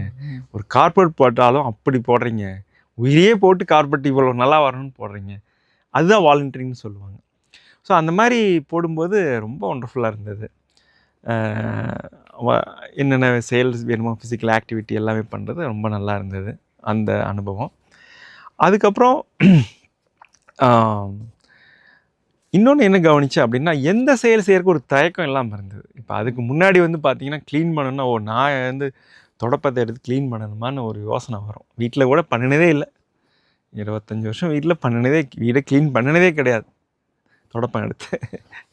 ஆனால் அங்கே கொஞ்ச நாள் கவனித்து பார்த்தேன், எல்லா வேலையும் நம்ம செய்கிறோம், எந்த ஒரு தடை இல்லாமல். கூட்டணுமா கூட்டுறோம், டேக் போடணுமா போடுறோம், எழுதணுமா எழுதுகிறோம், டாய்லெட் க்ளீன் பண்ணுறோமா பண்ணுறோம், எல்லாமே ஒரே மாதிரி ஃபீலிங் உள்ள பொறுத்த வரைக்கும். அது வந்து நான் அப்போ கவனித்தேன். அது ரொம்ப ஒரு அற்புதமான விஷயம். அதுதான் சத்குரு வந்து வாலண்டியரிங்கில் கொண்டு வர நினைக்கிறேன். அது வந்து நான் உணர்ந்தேன். அது ஒரு அனுபவம். அதுக்கப்புறம் மற்றவங்க எப்படி வந்து மாறுறாங்க அப்படின்னு பார்க்குற, அது மிகப்பெரிய ஒரு அனுபவம். முதல் நாள் வரும்போது அப்படி வருவாங்க ஒரு மாதிரி. கடைசியில் கிளாஸ் முடியும் போது வந்து பார்த்தா எல்லாமே கண்ணில் கண்ணீரோட கட்டி பிடிச்சி அழுது ஒரு நெகிழ்வாக வந்து போவாங்க. நீங்கள் வாங்க, வந்து எப்போ வேணாலும் இந்த மாதிரி வகுப்பு நடத்தும் போது வீட்டில் வந்து தங்குங்க, சாப்பிடுங்க, இந்த மாதிரிலாம் வந்து சொல்லுவாங்க. முதல் நாள் வந்ததுக்கும் கடைசி நாள் வந்து அவரு தான் இவரா அப்படி சண்டையெல்லாம் போடுவாங்க முதல் நாள். அப்புறம் கடைசி நாள் வந்து அவங்களே சொல்லுவாங்க, நான் என்னமோ நினச்சி வந்தேன், என்னமோ அந்த அந்த மாற்றத்தை பார்க்குறது வந்து ரொம்ப ஒரு பெரிய விஷயம். ஜஸ்ட் விட்னஸிங் அதை பார்க்க, அது வந்து ஒரு பூ மலர்ற மாதிரி தான். இப்படி வந்தாங்க, இப்படி போகிறாங்க. So wonderful. அதில் ஏதாவது குறிப்பிட்டு ஏதாவது ஒரு இன்சிடெண்ட் ஏதாவது சொல்ல முடியுமா சாமி? லைக் அந்த டிரான்ஸ்ஃபர்மேஷன், பார்ட்டிசிபெண்ட்ஸோட டிரான்ஸ்ஃபர்மேஷன், இல்லை அவங்க வாழ்க்கையில் அதுக்கப்புறம் கிளாஸ் மூலமாக அவங்க வாழ்க்கை மாறின ஏதாவது ஒரு இன்சிடெண்ட் அந்த மாதிரி? ஒரு கிளாஸில் வந்து ஒரு அம்மா வயசான அம்மா, ஒரு 50 வயசு இருக்கும் அவங்களுக்கு. அவங்க வந்து சொன்னாங்க, கடைசி நாளில் வந்து சொன்னாங்க, கிளாஸ் முடிச்சுட்டு, இந்த மாதிரி நான் கிளாஸ்க்கு வரும்போது நான் இந்த சூசைட் பண்ணுறதுக்கு மருந்து வாங்கி வச்சுட்டு தான் வந்தேன். ஏன்னா வாழ்க்கையில் அவ்வளவு பிரச்சனைகள், அவ்வளவு துன்பங்கள். இந்த 13 நாள் கிளாஸ் முடித்த பிறகு இப்போ வாழ்க்கையில் எவ்வளோ விஷயங்கள் இருக்குது, நம்ம இப்படி ஒரு தப்பான முடிவு எடுத்துட்டோமேன்னு சொல்லி ரொம்ப அழுதாங்க. எனக்கும் கண்ணீர் வந்துருச்சு. வாழ்க்கையை முடிச்சுக்கலாம் அப்படின்னு எல்லாம் ரெடி ஆகிட்டு வரவங்க ஒருத்தர் வந்து வகுப்பில் கலந்துட்டு, நான் மற்றவங்க வாழ்க்கையை மாற்ற போகிறேன் அப்படின்னு சொல்கிறது சாதாரண விஷயம் இல்லை. இது மிகப்பெரிய ஒரு விஷயமா வந்து நான் பார்க்குறேன் பார்ட்டிசிபெண்ட் வாழ்க்கையில் ஏற்படும். இது மாதிரி நிறைய ஒரு 5-6 பேராவது அந்த மாதிரி வந்து மாற்றம் வந்து வந்திருக்குது. அதுக்கப்புறம் எவ்வளோ பேர் வந்து ஏதோ தவறுகள் செஞ்சு நான் திருந்தினேன். முக்கியமாக ஜெயிலில் வந்து ஜெயிலில் வகுப்பு எடுக்கும்போது அந்த ஜெயில் பார்ட்டிசிபென்ட்ஸ் வந்து பார்த்திங்கன்னா, நான் வந்து நிறைய தெரியாமல் ஏதோ பண்ணிவிட்டு இங்கே வந்துட்டேன், முன்னாடியே நான் வந்திருந்தேன் நானும் உங்களை மாதிரி இருப்பேன் அப்படி சொல்லியிருக்காங்க. நான் சத்குருவோட இருந்திருப்பேன். ஸோ வாய்ப்புகள் கிடைக்கல அவங்களுக்கு. எப்போ அவங்களுக்கு கிடைச்சதோ அப்போ அவங்க மாறிட்டாங்க. மாற்றத்தை நாங்கள் கண்கூட பார்த்தோம். ஸோ இதெல்லாம் பார்ட்டிசிபென்ட்ஸ்க்கு நடந்த மாற்றங்கள். ஜஸ்ட்டு 13 நாளில் வகுப்புலேயே அந்த மாதிரி மாற்றங்கள் நாங்கள் பார்த்தோம். 7 நாள் வகுப்புலேயே மாற்றங்கள் பார்த்துருக்கோம். இதுதான் அவங்களுக்கு நடந்த அனுபவம். சாமி, ஈஷாவில் எல்லாமே வாலண்டியரிங்காக தான் நடக்குது. சத்குரு இது பல தடவை சொல்லியிருக்காங்க, ஈஷாவில் நடக்க அத்தனை செயல்களும் வாலண்டியர்ஸ் மூலமாக தான் நடக்குது அப்படின்னு. ஸோ இந்த 25 வருஷத்தில் நீங்கள் பல தருணங்களை வாலண்டியர்ஸோட இருந்து வேலை செஞ்சுருப்பீங்க. வாலண்டியர்ஸை நீங்கள் எப்படி பார்க்குறீங்க சாமி? வாலண்டியர்ஸ் எப்படி பார்க்குறீங்க? பெரும்பாலான நேரங்களில் வந்து சத்குருவாக தான் பார்க்கணுன்னு நான் நினைக்கிறேன். அட்லீஸ்ட் சில சமயம் நான் வாலண்டியர்ஸை வந்து சத்குருவாக தான் பார்க்குறேன். ஏன்னா நான் ஏதோ ஒன்று செய்யணும்னு இருக்கும்போது அவங்க வந்து எல்லாம் செஞ்சு தந்துட்டு போகிறாங்க. அவங்க இல்லாமல் எந்த செயலுமே நம்ம வந்து பண்ண முடியாது. வாலண்டியர்ஸ் ஒன்று. ரெண்டாவது வந்து சத்குருவோட சொன்னாங்க, எல்லாருக்கும் ஒரே தீட்சை அப்படின்னு சொன்னாங்க. சாம்பவி மகாமுத்ரா இல்லை சூன்யாவாகட்டும், பிரம்மச்சாரியாக இருக்கலாம், சன்னியாசியாக இருக்கலாம், எனக்கு அதே தீட்சை தான், அவருக்கும் அதே, வாலண்டியருக்கும் அதே தீட்சை தான். ஸோ எந்த விதமான ஒரு இது கிடையாது, எல்லாருக்கும் ஒரே தீட்சை தான். ஸோ அப்படி இருக்கும்போது சத்குரு போட்ட அதே தீட்சை தான் அங்கே இருக்குது. அப்படிங்கிறப்போ எல்லாம் ஒரே விதை தானே, ஒரே மரத்தில் இருந்த விதை தானே. மேபி அவங்களுக்கு தெரியாமல் இருக்கலாம், பேச தெரியாது, எப்படி செயல் செய்கிறதுன்னு தெரியாது. ஆனால் வந்து அங்கே நிற்கிறாங்கல்ல, அவங்க கூட நிற்கிறாங்கல்ல, இதுக்கு மேலே என்ன வேணும்? இல்லை அவருக்கு அது தெரியல, அவருக்கு ஒன்றும் புரியல அப்படி நான் பார்க்கவே மாட்டேன். வந்து நிற்கிறாங்க, நம்ம தான் சொல்லணும். இப்படி தான் நான் எப்போவுமே பார்ப்பேன். ஸோ அவங்களுக்கு சொல்லணும், பேசணும், அவங்க பண்ணுவாங்க. நம்மளோட சொல்லி தந்தால் நம்மளோட ரொம்ப நல்லா பண்ணுவாங்க. ஸோ அவங்க கண்டிப்பாக சத்குருவுடைய கைகள் தான். ஏன்னா சத்குரு போட்ட விதை அவங்களுக்குள்ளே இருக்குது. எனக்குள்ளே என்ன விதை இருக்குதோ அதே தான் சத்குரு சொல்லிட்டார். எல்லாருக்கும் ஒரே விதை தான், யாராக இருந்தாலும் ஒரே விதை தான், ஒரே தீட்சை தான், ஒரே தீட்சை. அப்போ அவங்களுக்குள்ளே அது இருக்கும்போது எப்படி நான் வேறு மாதிரி பார்க்கணும்? அப்படி தானே பார்க்கணும். வெளியில் ஓகே, வெளியில் அவங்களுக்கு பேச தெரியாது, செயல் செய்ய தெரியாது, மைக்கு முன்னாடி நின்று பேச மாட்டாங்க, பரவாயில்ல. அதான் அதில் ஒரு பிரச்சனையே கிடையாது. ஒவ்வொருத்தர் வெளியில் ஒவ்வொருத்தரும் 100 பேர் இருந்தால் 100 பேர் 100 விதமாக செயல் செய்யும்.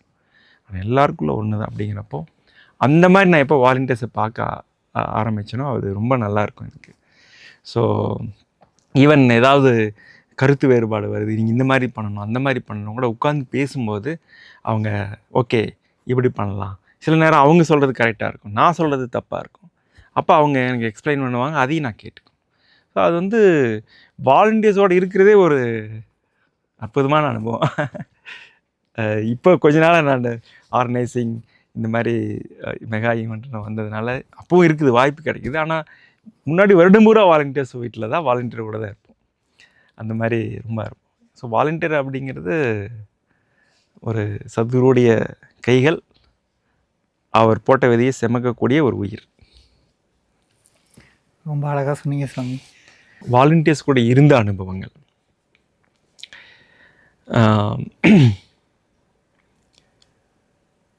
இதை ஜென்ரலாக இதை பேசும்போது நான் ரொம்ப உணர்ச்சி வசப்படுவேன், இந்த ஒரு அம்சத்தை பேசும்போது மட்டும். ஏன்னா அவங்க எல்லோரும் சொல்லுவாங்க, நீங்கள் வந்து சன்னியாசி ஆயிட்டீங்க, வாழ்க்கையே திறந்துட்டீங்க, இவ்வளோ பேருக்கு வாழ்க்கையே திறந்து அர்ப்பணிப்பு செஞ்சிட்ருக்கிறீங்க, ரொம்ப பெரிய விஷயம், மகத்தான விஷயம், இதெல்லாம் நாங்கள் நினச்சி கூட பார்க்க முடியல அப்படின்னு அவங்க சொல்லுவாங்க. ஆனால் நான் என்ன பார்க்குறேன்னா, நான் என்ன உணரணும், ஞானோதயம் அடையணும், என்லைட்மெண்ட் ஆகணும், இந்த மாதிரி ஒரு நோக்கம் இருக்குது. என்னுடைய நோக்கத்துக்காக நான் வந்துட்டேன். சேவை செய்யணும்னு இருக்குது, ஆனால் அதையும் தாண்டி இது கண்டிப்பாக இருக்குது. நான் என்ன உணரணும் அப்படிங்கிறது இருக்குது. ஸோ எனக்கு எந்த கமிட்மெண்ட்டும் கிடையாது, குடும்பம் கிடையாது, ஒரு ஃபேமிலி கமிட்மெண்ட் கிடையாது, பணம் சம்பாரித்து பண்ணணும் அந்த மாதிரி எதுவுமே எந்த கமிட்மெண்ட்டும் கிடையாது. ஆனால் வாலண்டியர் நான் கவனித்தப்போ அவங்க குழந்த இருக்கும், 2 குழந்தை இருக்குது, ஸ்கூலுக்கு காலையில் போகணும், அவங்க ஹஸ்பண்டு ஆஃபீஸுக்கு போகணும், இவங்க நிறையா வேலை இருக்கும் இவங்களுக்கும். ஸோ அவங்க வந்து இந்த மாதிரிலாம் இருக்கும் வேலை. அவங்களும் வேலைக்கு போவாங்க, ஒய்ஃபும் வேலைக்கு போவாங்க, ஹஸ்பண்டும் வேலைக்கு போவாங்க. ஆனால் கரெக்டாக காலையில் வந்து 4:30 மணிக்கு வந்து நம்ம எந்திரிச்சிருவோம், ஏன்னா 5 மணி கிளாஸ்க்கு போகணுன்னு. அப்போ வந்து சுடு தண்ணீர் வச்சு வந்து கொடுப்பாங்க. அதுக்கப்புறம் கிளாஸ்க்கு போயிட்டு வரும்போது சாப்பாடெல்லாம் எல்லாம் தயாராக எடுத்து வச்சுருப்பாங்க. இதுக்கு இடையில் வந்து எவ்வளோ வேலைகள் அவங்களுக்கு இருக்குது. ஆஃபீஸ்க்கு அனுப்பணும் ஹஸ்பண்டை, குழந்தைகளை வந்து ஸ்கூலுக்கு அனுப்பணும், அவரும் அந்த அண்ணா வீட்டில் இருக்கிற அண்ணாவும் வந்து எல்லா பொருட்களும் வாங்கி எனக்கு வைக்கணும், நான் தங்குறேன் அப்படின்னா. இத்தனையும் பண்ணிவிட்டு அவங்கள கவனிச்சுக்குவாங்க. அதே மாதிரி இரவு வந்து பார்த்தா நம்ம கிளாஸ்லாம் முடித்து 10 மணி ஆகிடும். சாப்பிட்ருங்க நான் சாப்பிட்ருங்க அக்கா அப்படின்னு சொன்னால் சாப்பிட மாட்டேன். நீங்கள் வெயிட் பண்ணிகிட்டே இருப்பாங்க. என்ன சாப்பிட மாட்டேங்கிறீங்க, சாப்பிடுங்க. இல்லை நீங்கள் வரணும். ஸோ நம்மோட சேர்ந்து 10 மணிக்கு சாப்பிட்டுட்டு அதுக்கப்புறம் மற்ற அதெல்லாம் பாத்திரம்லாம் கழுவணும் எல்லாம். ஸோ அந்த ஒரு 13 நாள் நாங்கள் போய் தங்கும்போது அவங்க வாழ்க்கையே வந்து ஃபிசிக்கலாக வந்து பார்த்தா ரொம்ப ஸ்ட்ரெச்சிங். நான் ரிலேட்டிவ் வீட்டுக்கு போனப்போ கூட 3 நாளுக்கு மேலே தங்க வச்சுக்க மாட்டாங்க. 3 நாள் 4 நாள் தான், அதுக்கப்புறம் நம்ம வந்துடுவோம். விருந்து மருந்து 3 நாளைக்கு அது உண்மை. ஆனால் வாலண்டியர்ஸை பொறுத்த வரைக்கும் அது அப்படி கிடையாது. ஏன்னா இது விருந்து மருந்து அதெல்லாம் இல்லை, இதெல்லாம் எல்லாத்தையும் தாண்டி சத்குரு அர்ப்பணிப்பு அதில் இது நடக்கிறது. ஸோ அப்படி இருக்கும்போது அவங்க வந்து 13 நாள் முடிஞ்சு வரும்போது அவங்க சொல்லுவாங்க,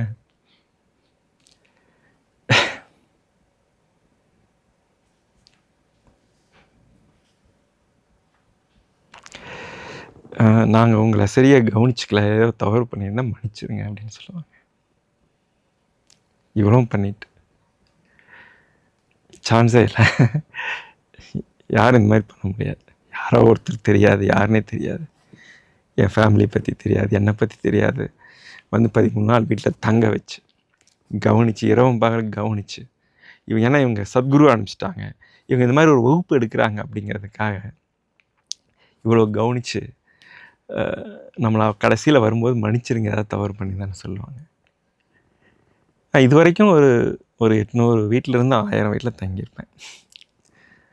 கிட்டத்தட்ட ஒரு 17-16 வருஷம் தொடர்ச்சியாக வகுப்பில் எடுத்துகிட்டே இருந்தேன்.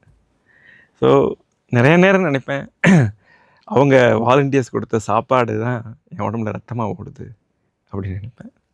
நான் அவ்வளோ கவனிச்சிருக்காங்க. சில நேரம் அவங்க அம்மா அப்பா உடம்பு சரியில்லாமல் இருப்பாங்க, வீட்டில் என்ன பண்ணுவாங்க, நம்ம வரோன்னு சொல்லிட்டு அவங்கள கொண்டு போய் வேறு பக்கம் விட்டுட்டு வருவாங்க. அது விடுறதுனா அவங்க கேட்கணும், 13 நாள் வயசானவங்க யாரும் கவனிச்சிக்க மாட்டாங்க. ஸோ அவங்கள போய் ரொம்ப ரிக்வெஸ்ட் பண்ணி நீங்கள் பார்த்துக்கங்க, வீட்டில் விட்டுட்டு வாங்கன்னு நமக்கு சொல்லவே மாட்டாங்க. கடைசியில் சொல்லுவோம், தெரிய வரும், என்ன இப்படி பண்ணிட்டீங்க, இல்லை நீங்களாம் வர்றது பெரிய பாக்கியம். ஸோ சாதாரணமாக இருந்த மனுஷனை இந்த மாதிரி சத்குரு பண்ணிட்டார். எனக்கெல்லாம் ஒன்றும் தெரியாது, ஆனால் இந்த மாதிரி வந்து பண்ணிட்டார். ஸோ அது வந்து நான் ஒரு பெரிய விஷயமாக அதை நான் பார்க்குறேன். ஸோ வாலண்டியர்ஸ் வந்து ஈஷாவுடைய தூண்கள் அப்படின்னு சத்குரு சொல்லுவாங்க. நீங்கள் உங்கள் செயலில் நீங்கள் கரைஞ்சி உங்கள் காலெல்லாம் கரைஞ்சி போயிடுச்சுன்னா நான் உங்களுக்கு காலாக இருந்து செயல் செய்கிறேன் அப்படின்னு சத்குரு சொல்லியிருக்காங்க. அதை நான் கண்கூட பார்த்துருக்கேன். ஸோ இப்போவும் அதுதான் நடந்துகிட்ருக்கு.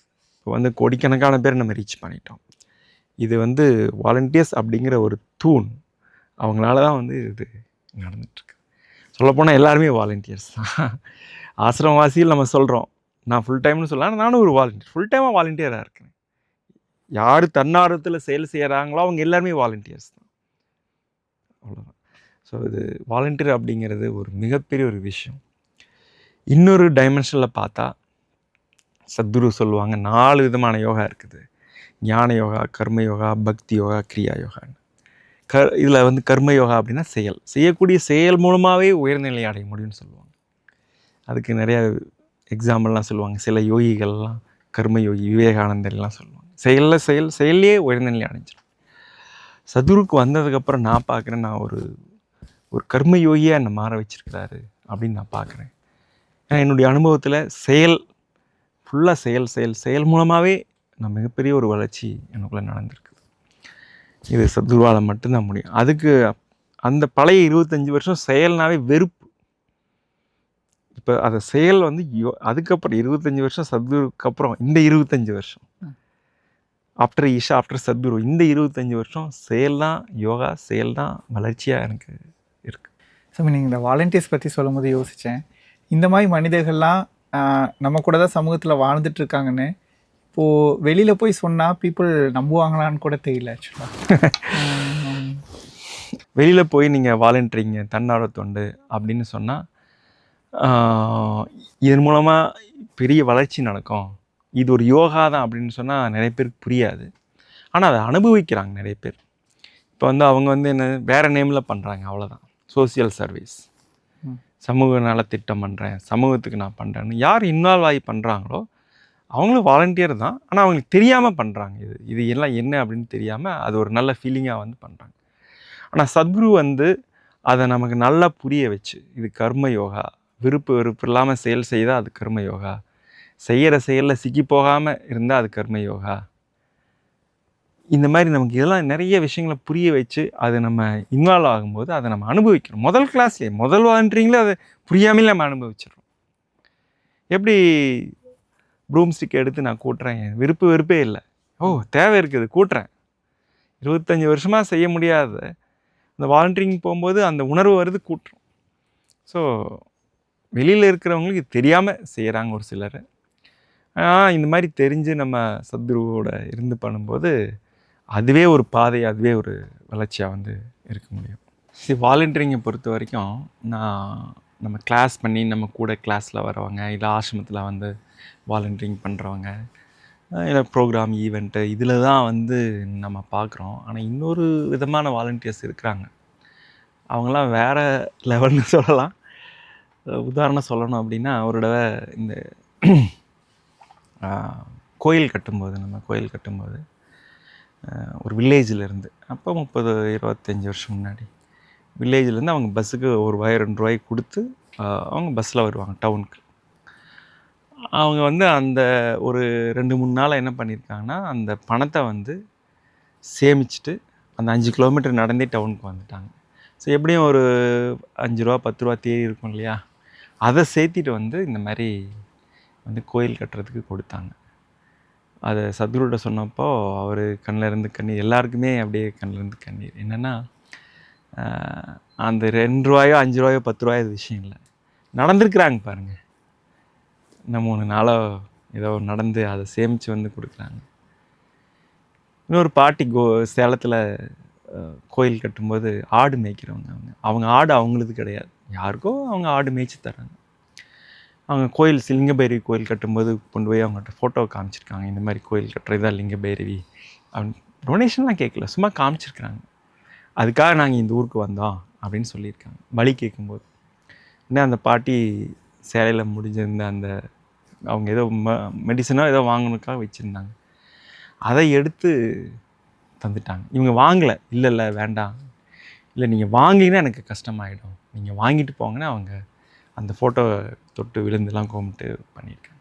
அப்புறம் கேட்டிருக்காங்க, நீங்கள் கொடுத்துட்டீங்க கோயிலுக்கு, வச்சுருக்கிறதே 100-200 இதை கொடுத்துட்டீங்க, நீங்கள் என்ன பண்ணுவீங்க அப்படின்னு அவங்க இந்த அம்மா பைரவி ஃபோட்டோ காமிச்சு இவங்க என்ன பார்த்துக்குவாங்கன்னு சொல்லியிருக்காங்க. ஸோ இதெல்லாம் கிளாஸும் வரல, இவங்களெல்லாம் எந்த கணக்கில் சேர்த்துறது, இதெல்லாம் இதை பற்றி சத்குருட்ட சொன்னோம். சத்குரு உங்கள் ஃபோட்டோ வீட்டில் வச்சுக்கிறாங்க சில பேர், ஒரு பாட்டி. நாங்கள் வீட்டில் போய் அவங்க கிளாஸு இல்லை மற்ற விஷயங்களெல்லாம் அப்படி பண்ணலாம் இப்படி பண்ணலாம்னு சொன்னப்போ எது வேண்டாம், உங்கள் பேர் கூட தெரியலைங்க சத்குரு, இந்த ஃபோட்டோவில் இருக்கிறாரில்ல இவர் குரு, இவர் என்னை பார்த்துக்குவாருன்னு சொன்னாங்க அப்படின்னு நாங்கள் சொன்னோம் சத்குருட்ட. அப்போது சத்குரு வந்து அப்படியே கண் மூடிட்டு, they are my people, just like that I will make it happen அப்படின்னு சொன்னாங்க. நம்ம வந்து சத்குருவோட இருக்கிறோம், நம்மளை அவர் அடுத்த கட்டத்துக்கு எடுத்துகிட்டு போகிறதுக்கு அவ்வளோ சிரமப்படுறாரு அவர். ஆனால் அவங்களாம் அப்படி கிடையாது, just they are waiting for a right moment. Sadhguru அந்த மீனிங்கில் அவங்க சொன்னாங்க. ஸோ இவங்கெல்லாம் வந்து வாலண்டியர்ஸ், என்ன நேமே கிடையாது இவங்கெல்லாம். ஆனால் இவங்கெல்லாம் சத்குரு தான் உயிராக மூச்சாக வந்து வாழ்ந்துட்டுருக்குறாங்க. எந்த கிளாஸு மேலே இல்லை, ஜஸ்ட் ஃபோட்டோ. இதுக்கு நீங்கள் என்ன சொல்லுவீங்க? அதான் ஒன்றும் புரியல சாமி. இப்போ நம்ம ஏதோ சத்குரு பேசுறது கேட்டோம், ஏதோ யோகா கற்றுக்கிட்டோம் அப்படின்னுக்கலாம். இது நம்ம லாஜிக்காக ரொம்ப நாளாக அவங்க அப்படி தான், அந்த மாதிரி தான் இருந்திருக்கிறாங்க. அவங்க அந்த ரொம்ப நாளாக அந்த ஃபோட்டோவை வச்சு அவங்கள வணங்கிட்டு இவங்க தான் எல்லாம் எனக்கு இவங்க பார்த்துக்குவாங்க இருந்திருக்காங்க. ஸோ ஏதோ ஒன்று அவங்களுக்கு தோண்டி இருக்குது, என்னன்னு தெரியல. ஸோ இதெல்லாம் வந்து லாஜிக்கே ரொம்ப அப்பாற்பட்டது. மருந்து வாங்க ஒன்றுமே இல்லை கையில், சாப்பாட்டுக்கே வழி இல்லை, கையில் இருக்கிறத எடுத்து கொடுத்துட்டு இவங்க பைரவி என்னை பார்த்துக்குவாங்கன்னு சொல்லிட்டு போகிறாங்க. 4 விதமான யோகா சொன்னாங்க சத்குரு, ஞான யோகா, கர்ம யோகா, கிரியா யோகா. ஸோ ஒரு கிளாஸில் போய் இருக்கும்போது அந்த 4மே வந்து ப்ராக்டிக்கலாக நான் அந்த அன்றைக்கி நடந்துடும். கிளாஸில் நீங்கள் இருக்கும்போது ஞான யோகா நடக்கும், அதை பற்றி பேசும்போது அதுவும் நடந்துடும். செயலெல்லாம் பண்ணணும் கிளாஸில், அதுக்கு கர்ம யோகாவும் நடந்துடும்.